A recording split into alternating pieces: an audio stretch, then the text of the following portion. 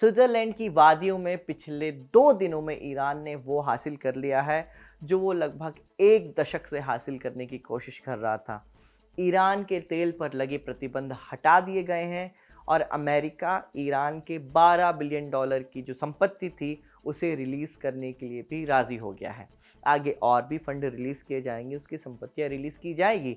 Marco Rubio अभी gulf देशों की यात्रा करने वाले हैं। इसी दौरान ये पैसा ईरान को ट्रांसफ़र किया जाएगा 2 किश्तों में। स्विट्ज़रलैंड में हुई इस मीटिंग में 2 सेल भी बनाए जाएंगे। पहला ये सुनिश्चित करेगा कि हॉर्मूज़ में सभी जहाज़ आसानी से आ जा सकें और कम से कम 60 दिनों तक उनसे कोई फ़ीस तो ना वसूली जाए। और दूसरा, लेबनान में जंग को पूरी तरह रोकने के लिए काम करेगा। ये भी सुनिश्चित किया जाएगा कि लेबनान की ज़मीन पर जो इस्राएली कब्ज़ा हुआ है, उसे कैसे हटाया जाए। लेबनान के करीब 6% ज़मीन पर इसराइल ने कब्ज़ा किया हुआ है और वो ये कब्ज़ा छोड़ने के लिए राज़ी नहीं है। ईरान के खिलाफ शुरू हुई इस जंग में लेबनान का मुद्दा सबसे ज़रूरी बनता नज़र आ रहा है। इसराइली हमलों में लेबनान में मरने वालों का जो आंकड़ा है, वो 4100 के पार पहुंच गया है। प्रेसिडेंट ट्रंप और वाइस प्रेसिडेंट जेडी वैंस की चेतावनियों के बावजूद नेतन्याहू लेबनान पर हमले जारी रखे हैं। जिस समय हम ये शो रिकॉर्ड कर रहे हैं, उस समय भी लेबनान पर हमले हो रहे हैं। 2 लोगों की मौत की खबर भी वहाँ से आई है। दूसरी बड़ी बात जो डिस्कस हुई है ईरान में, वो ये है कि इंटरनेशनल एटॉमिक एनर्जी एजेंसी यानी आईएईए वो लौटेगा ईरान में। 2025 में 12 डे वॉर के पहले आईएईए के जो निरीक्षक थे वो वहाँ मौजूद थे, लेकिन ईरान और अमेरिका के हमले के बाद मसूद पेज़ेश्कियान जो राष्ट्रपति हैं वहाँ के, उन्होंने उन निरीक्षकों को हटा दिया था और कहा था कि जब एक इंटरनेशनल एजेंसी के रहते हुए हमारा न्यूक्लियर प्रोग्राम सुरक्षित नहीं हो रहा है, तो उन्हें रखने का क्या ही मतलब है। अब आईएईए के लौटने को अमेरिका में विक्ट्री की तरह दिखाया जा रहा है। जेडी वैंस अमेरिका लौटने के बाद आईएईए वाली बात तो ज़ोर शोर से बता रहे हैं, लेकिन $12 बिलियन ईरान को मिलने वाली जो बात है, उस पर चुप्पी साधे हुए हैं। सोचिए, जब ईरान अगले 60 दिनों तक अपना जो तेल है वो ग्लोबल मार्केट में बेचेगा, तब ट्रंप एंड कंपनी इसे कैसे छिपाएंगे, क्योंकि स्विट्ज़रलैंड में ईरान को अपना तेल बेचने की छूट अमेरिका दे चुका है। अप्रैल माह में भी करीब 30 दिनों के लिए अमेरिका ने ईरान को अपना तेल ग्लोबल मार्केट में बेचने की इजाज़त दी थी। तब भारत ने भी ईरान से तेल खरीदा था। अब जब ये छूट 60 दिनों तक बढ़ाई गई है, तब फिर पूछा जा रहा है कि क्या भारत वापस ईरानी तेल खरीदेगा। इंडियन एक्सप्रेस ने रिपोर्ट किया है कि ईरान की सरकारी ऑयल कंपनी ने भारत की रिफाइनरीज से संपर्क किया है। भारत की तरफ से अब तक इसका जवाब नहीं दिया गया है, लेकिन संभावना जताई जा रही है कि भारत ईरान से तेल खरीद सकता है, क्योंकि भारत 2018 के पहले भी ईरान से तेल लिया करता था। दूरी कम होने की वजह से दोनों देशों की ये तेल सस्ता भी पड़ता था, कि कोई ट्रांसपोर्ट का पैसा बचता था। और भारत में ईरानी ऑयल के हिसाब से कैलिब्रेट की गई रिफाइनरी भी मौजूद हैं। पर जैसा हमने बताया कि ये छूट अस्थायी है, 2 महीने करीब की है, इसलिए जांच परख कर गुणा गणित करके भारतीय फैसला लेगा। इसलिए आज के शो में हम जानेंगे कि क्या भारत ईरानी ऑयल लेना शुरू करेगा, स्विट्जरलैंड में क्या क्या हुआ और आगे किन मुद्दों पर बातचीत होने वाली है। नमस्कार, स्वीकार कीजिए साजिद का। आप खबरगांव का डेली इंटरनेशनल बुलेटिन राजदूत देख रहे हैं।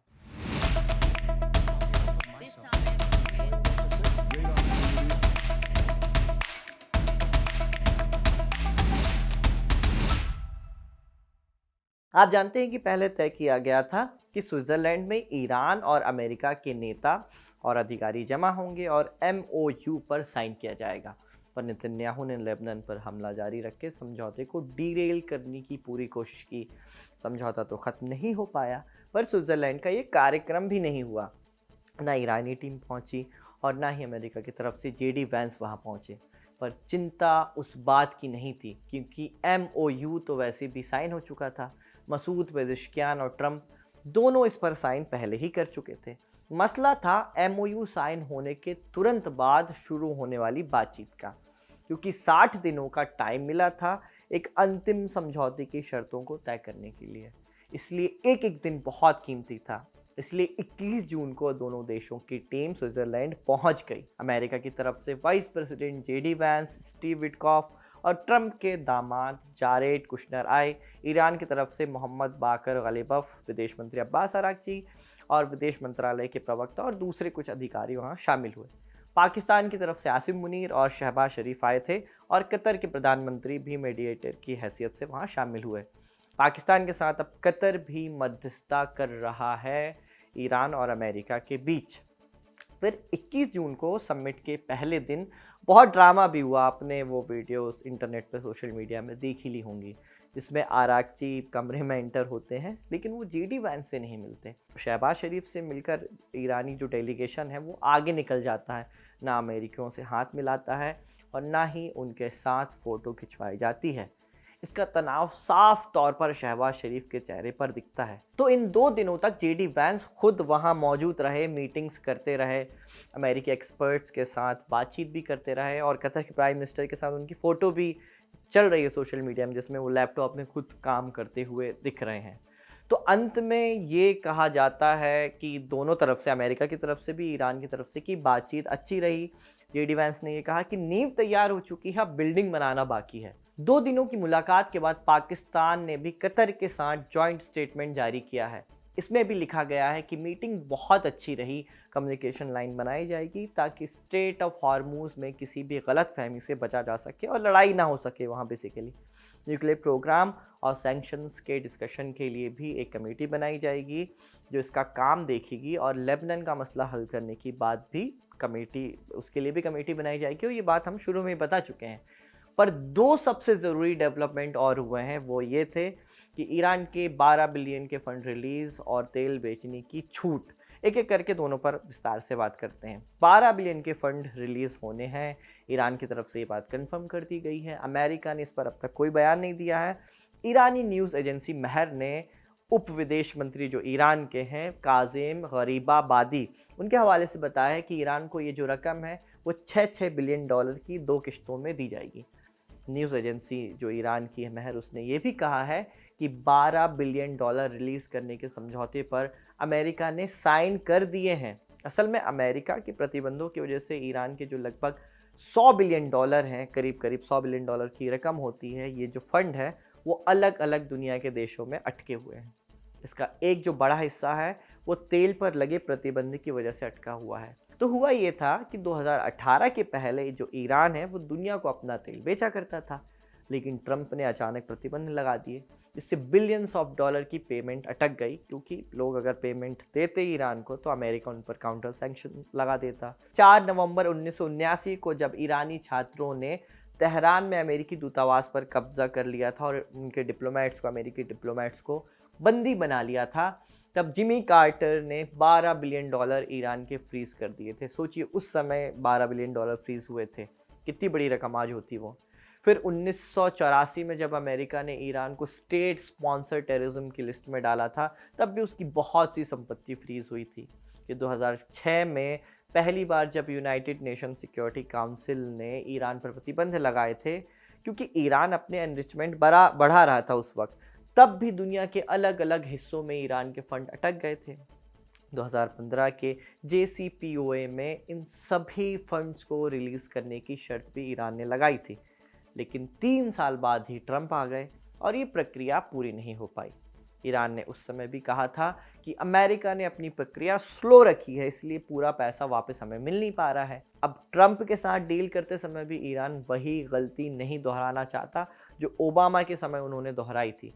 इसलिए शुरुआत से ही वो कह रहा है कि पहले कुछ पैसा आप रिलीज़ करिए, फिर हम आगे बात करेंगे। यही वजह है कि स्विट्ज़रलैंड में ईरान ने पहले तय करवाया कि 12 बिलियन डॉलर पहले आप रिलीज़ करो, फिर आगे हम बात करेंगे। अब खबर आ रही है कि मार्को रूबियो के गल्फ़ दौरे में 2 किश्तों में ये पैसा जो है वो ईरान को दिया जाएगा। 23 जून को रूबियो जो है वो UAE, बहरीन और कुवैत जाने वाले हैं। एजेंडा ईरान डील का ही है। अब सबसे बड़ी बात यह है कि क्या अमेरिका इस प्रक्रिया को चुपचाप करना चाहता है? क्या वो किसी को नहीं बताना चाहता, ख़ास तौर पर अपनी आवाम को, अपनी जनता को, कि हम ईरानियों को पैसा दे रहे हैं? ये बात आगे पता चल जाएगी जो भी होगा। फिर दूसरा बड़ा मुद्दा ईरानी तेल का है। 60 दिनों के लिए प्रतिबंध हटे हैं। ईरान ये चाहेगा कि ज़्यादा से ज़्यादा वो अपना तेल इंटरनेशनल मार्केट में बेचे, क्योंकि अमेरिका का कोई भरोसा नहीं है कि कब वो ये छूट ख़त्म कर दे। 2018 में अमेरिकी प्रतिबंध दोबारा लागू होने से ठीक पहले ईरान दुनिया के सबसे बड़े तेल निर्यातकों में से एक था। उस समय ईरान का जो कुल कच्चे तेल का जो उत्पादन था, प्रोडक्शन था, वो लगभग 38 लाख से 42 लाख बैरल प्रतिदिन था। उसके बीच होता था ये प्रोडक्शन का बड़ा हिस्सा घरेलू खपत में जाता था, लेकिन इसके बावजूद ईरान प्रतिदिन लगभग 20 से 27 लाख बैरल तेल जो है वो दूसरे देशों को बेचा करता था। अकेले 2017 में ईरान ने लगभग 70.7 करोड़ बैरल कच्चा तेल निर्यात किया था दुनिया को, यानी औसतन 21.3 लाख बैरल प्रतिदिन के हिसाब से। कमाई उस बरस हुई थी, 2017 में हुई थी लगभग $55 बिलियन, लेकिन अगले ही साल ये कमाई आधे से भी कम हो गई और फिर लगातार कम होती गई क्योंकि ट्रंप ने प्रतिबंध लगा दिए। अब ब्लैक मार्केट में ईरान तेल बेचता तो मजबूरी में उसे डिस्काउंट देना पड़ता, क्योंकि अमेरिका के डर से तेल कोई ले नहीं रहा था, लेने वाले भी चंद थे, चीन और नॉर्थ कोरिया जैसे देश, इसलिए कमाई ईरान की बहुत घट गई। पर अब ईरान के कमबैक का टाइम आ गया है। कम से कम 2 महीने तक वो खूब तेल बेचने वाला है। इसके लिए पिछले 2 दिनों से वो दुनिया की कई ऑयल रिफाइनरीज से संपर्क कर रहा है कि हमसे तेल ले लीजिए। इंडियन एक्सप्रेस ने रिपोर्ट किया है कि भारतीय कंपनियों से भी बातचीत शुरू कर दी गई है, लेकिन अभी तक खरीदारी का फैसला पक्का नहीं किया गया है। भारतीय रिफाइनरीज इस समय एक ही चीज़ समझने की कोशिश कर रही हैं कि क्या ईरानी ऑयल ख़रीदना फ़ायदे का सौदा होगा या नहीं। उन्हें देखना होगा कि तेल की कीमत क्या होगी, पेमेंट कैसी होगी, बीमा की व्यवस्था क्या होगी, और सबसे बड़ी बात अमेरिका की ये जो छूट है वो कितनी भरोसेमंद है। क्योंकि अगर कुछ महीनों बाद अमेरिका फिर से पाबंदियां लगा देता है तो भारतीय कंपनियों को नुकसान उठाना पड़ सकता है। वो इसलिए क्योंकि हमने अपनी रिफाइनरीज अलग तेलों के लिए, अलग अलग ऑयल को फिल्टर करने के लिए कैलिब्रेट की हुई है। इसलिए पहले ये देखा जाएगा कि ये जो छूट है वो 2 महीनों से ज़्यादा रहती है या नहीं। अगर ये छूट बढ़ती है तो और भी ज़्यादा संख्या में, बड़ी संख्या में रिफाइनरीज को कैलिब्रेट किया जाएगा ईरान के ऑयल के हिसाब से। पर ऐसा भी नहीं है कि हमारे पास ईरानी ऑयल को फिल्टर करने के लिए रिफाइनरी ही नहीं है। पर अगर ज़्यादा तेल ख़रीदा जाएगा तो ऐसी ज़्यादा रिफाइनरीज़ की हमें ज़रूरत पड़ने वाली है। इसलिए इन सब बातों पर अभी गौर व फिक्र किया जा रहा है। दिलचस्प बात यह है कि भारत ने अप्रैल 2026 में लगभग 7 साल बाद पहली बार फिर से ईरानी तेल खरीदा था। उस समय अमेरिका ने 1 महीने की केवल छूट दी थी। उसी दौरान भारत ने करीब 5.3 लाख टन यानी लगभग 40 लाख बैरल ईरानी तेल मंगवाया था। लेकिन जैसे ही वो छूट खत्म हुई, आयात भी ईरान से रोक दिया गया। भारत पहले ईरान से खूब तेल लिया करता था। 2016-17 में भारत ने ईरान से लगभग 20 करोड़ बैरल तेल खरीदा था एक साल में। 2016-17 की हम बात कर रहे हैं। उस समय ईरान भारत का तीसरा सबसे बड़ा ऑयल सप्लायर हुआ करता था। भारत के कुल तेल आयात का लगभग 12.6% हिस्सा ईरान से आता था। ईरान भारतीय कंपनियों को कई सुविधाएं भी दिया करता था उस समय, जैसे वो ऑयल भेज देता था और पेमेंट के लिए कुछ हमें वक्त भी दे देता था कि आप बाद में थोड़ा डिले पेमेंट डिले कर सकते हैं, बाद में आप पैसा दे सकते हैं। सस्ती शिपिंग भी वो देता था क्योंकि डिस्टेंस कम थी, और कुछ मामलों में बेहतर हमें डिस्काउंट भी मिल जाते थे। इसी वजह से भारतीय रिफाइनरियाँ जो थीं वो ईरानी तेल खरीदना पसंद भी करती थीं। भारत में ऐसी कई रिफाइनरीज़ हैं जो ईरानी तेल को आसानी से प्रोसेस कर सकती हैं। इनमें सबसे बड़ा नाम MRPL का है। इसके अलावा इंडियन ऑयल की पारादीप रिफाइनरी और रिलायंस की जामनगर रिफाइनरी भी ईरानी तेल के लिए तैयार मानी जाती हैं। अप्रैल में जो तेल भारत आया था ईरान से, उसका एक हिस्सा जो था वो पारादीप में ही रिफाइन हुआ था। लेकिन पूरी कहानी में सबसे बड़ी जो रुकावट है वो है बैंकिंग सिस्टम। तेल खरीदना आसान है, लेकिन पेमेंट कैसे होगा, यही सबसे बड़ा सवाल है। अमेरिका ने तेल बेचने की छूट तो दे दी है, लेकिन ईरान के कई बैंक अभी भी पुराने सैंक्शंस के दायरे में हैं। इसलिए कंपनियां पहले ये क्लियर करना चाहती हैं कि पेमेंट भेजने का सुरक्षित तरीका क्या होगा, क्योंकि अमेरिका के प्रतिबंध से डर तो सबको लगता है, गला तो सबका सूखता है। पर एक और बात आपको जाननी चाहिए कि भारत पहले भी प्रतिबंधों के दौर में ईरान से तेल खरीद चुका है।